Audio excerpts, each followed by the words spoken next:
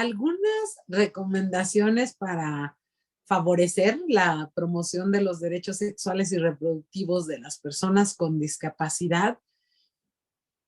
tomando en cuenta el enfoque diferenciado, o sea, eh, reconociendo las barreras que enfrenta cada discapacidad y entonces las necesidades específicas para cada discapacidad que permitan contrarrestar esas barreras. Pues bueno, en primer lugar, sí es importante, ya hablando de política pública, que las personas con discapacidades y las personas que son aliadas y hemos estado trabajando con respecto a los derechos sexuales y reproductivos y también con respecto a la prevención del embarazo, podamos participar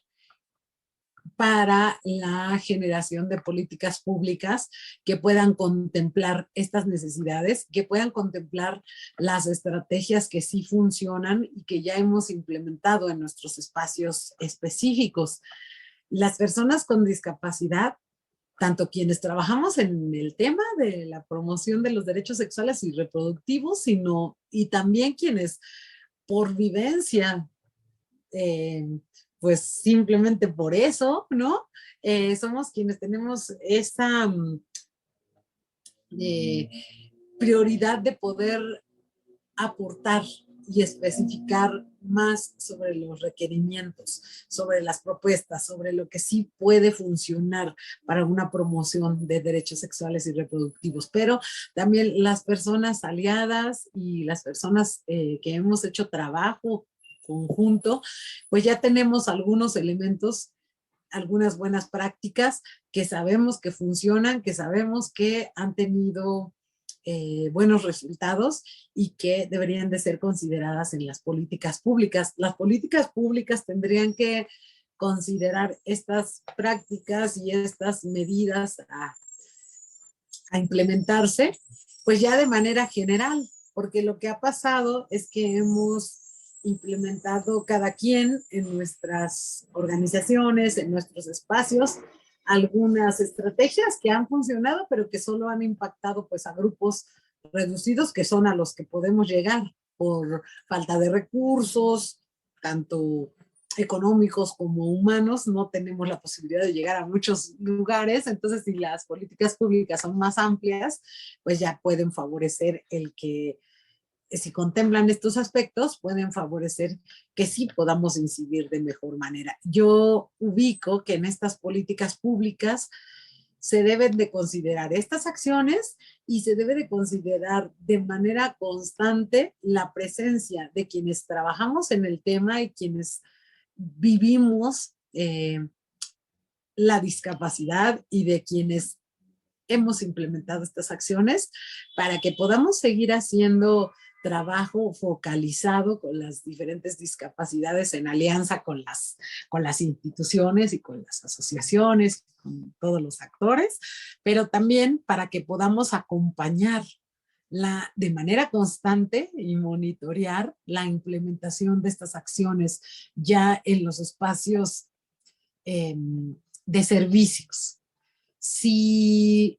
solamente se hiciera un recopilado de acciones que funcionan o de estrategias que funcionan y se incluyeran en una política pública, pero no se contemplara la participación de quienes trabajamos en el tema y,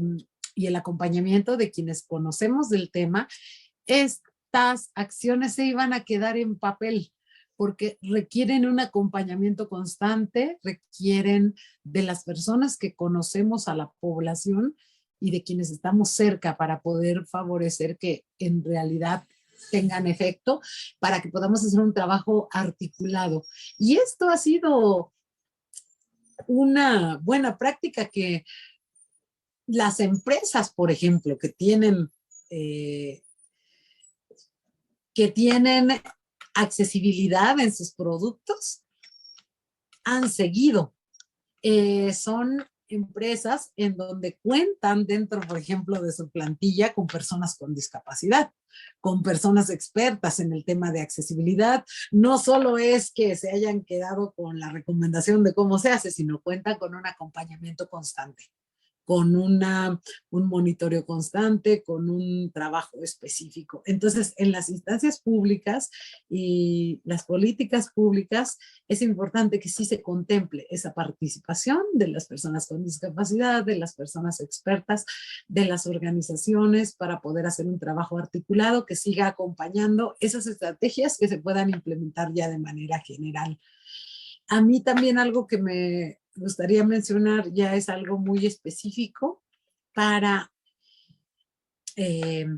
las personas con discapacidad visual en específico, porque creo que también debe haber recomendaciones diferenciadas en relación a las barreras que cada discapacidad enfrentamos. Y bueno, yo como persona con discapacidad visual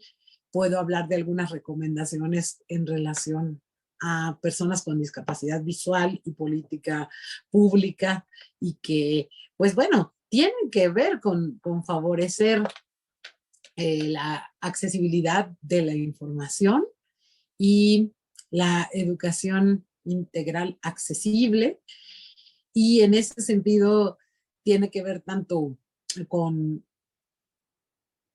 implementar que toda la información que se haga a nivel digital, todos los nuevos sitios web o los que ya existen, que tengan que ver con derechos sexuales y reproductivos y que tengan que ver con prevención de embarazo, todos los materiales informativos digitales que se puedan generar, tengan accesibilidad para personas con discapacidad visual. En ese sentido, pues tengan, por ejemplo, audio, depende del material que se haga, tengan, sean accesibles a lectores de pantallas si es material escrito. Haya también impresiones en braille de algunos materiales que sean concretos y que se requiera, ¿no? Para que la persona los pueda tener a la mano también, y que también se pueda favorecer la capacitación dentro, que esté contemplado dentro de la política pública, la sensibilización y capacitación al personal en este sentido de tanto la comunicación con personas con discapacidad visual y también la, por ejemplo, cosas sencillas como la interacción cotidiana, ¿no? Cómo guiar a una persona con discapacidad visual, cómo dar alguna orientación, o cómo cuando voy a dar una charla, qué aspectos tengo que considerar para que para la persona con discapacidad visual también sea accesible,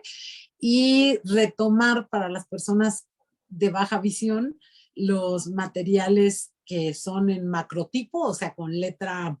grande y de manera contrastada entre el fondo y el tipo de letra, y con las imágenes también resaltadas. Entonces, estos aspectos están escritos y se pueden buscar si buscamos las medidas de accesibilidad, por ejemplo, de la W3C, que es para los sitios web. Sin embargo, también las asociaciones que conocemos del tema, o las instancias, las personas, podemos también orientar al respecto. Y pues es importante que sí se lleven a cabo. Y los materiales, a que haya materiales que sean accesibles al tacto para ilustrar los procesos, los órganos sexuales, por ejemplo, femenino y masculino, la anatomía, los procesos, pues como lo que tiene que ver con la menstruación, eh, también el proceso del embarazo, o sea, poder tener también materiales, y también para la enseñanza del uso de los condones, y para el conocimiento de los otros métodos anticonceptivos. Los condones, aparte de ser anticonceptivos, pues previenen de infecciones de transmisión sexual, por eso habría que priorizar la enseñanza de los condones,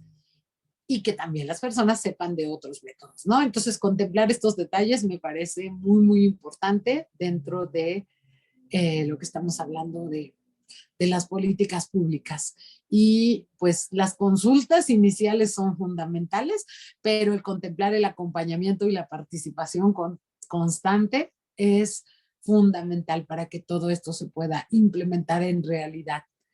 Esas serían las recomendaciones de las que yo pudiera hablar en este momento. Muchas gracias por escucharme.